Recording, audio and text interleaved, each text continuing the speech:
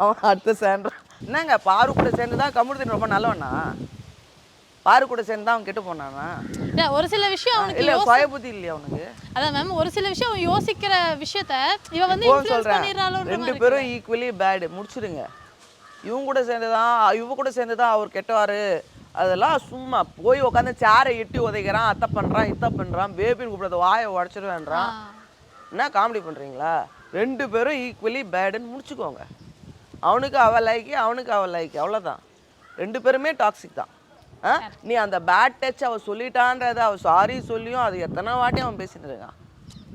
கொண்டு வந்து சபையில கொண்டாந்துருக்கான். இல்ல அது ஆக்சுவலி அவங்களுமே விடலையே, எல்லார்கிட்டயும் போய் சொல்லிட்டு இருக்காங்க பேட் டச் விஷயத்த. அதுக்கப்புறமும் கூட நிறைய டைம் சொல்லிட்டே இருக்கும்போது அப்புறம் அவருக்கு அது ஹர்ட் ஆகாம நிறைய டைம் அவங்க சொன்னாங்கிறது இவருக்கு எப்படி தெரிஞ்சது? அதான் இப்போ இவர் தாங்க ஆரம்பிக்கிறாரு.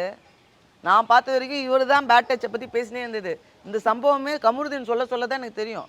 அப்படி ஒரு சம்பவம் நடந்ததே எனக்கு தெரியாது. ஏன்னா நான் தான் ஃபுல்லாக பார்க்கலையே. என்ன மாதிரி அரையோ குறையமா பார்க்குறவங்களுக்கு அந்த பேட் டச்ன்ற சம்பவம் ரெஜிஸ்டர் ஆனது கமருதீனால தான். ஆமா அவர் ஓகேவா? ஸோ உட்காந்து இவரால தான் அவ கேட்டாலாம் சொல்லாதீங்க. ரெண்டு பேரையும் மாற்றி யூஸ் பண்ணிக்கினாங்க, முடிஞ்சிருச்சு. அவளும் ஃபர்ஸ்ட் பேட் டச் சொல்லக்கூடாது. உனக்கு பிடிச்ச ஒருத்தன் உன்னை பிடிக்கிறப்ப அது பேட் டச் இல்லை. அது கன்சென்ட்டோட நடந்த விஷயத்த பேட் டச்னு அவளும் சொல்லிடக்கூடாது. அது அவ ரைட்டுன்னு நம்ம சொல்லலை. பார்வதி சைடும் சொல்லிட்டா தப்பெல்லாம் அதுதாங்க சொல்கிறேன். அவ அதை கேமுக்கு யூஸ் பண்ணுறா. நீ இப்படி சொல்லிட்ட என்ன நீ பேட் அப்படின்ற மாதிரி நான் ரெஜிஸ்டர் பண்ணுறேன். நான் அதை 100 வாட்டி அவன் பேசிட்டு இருக்கான்.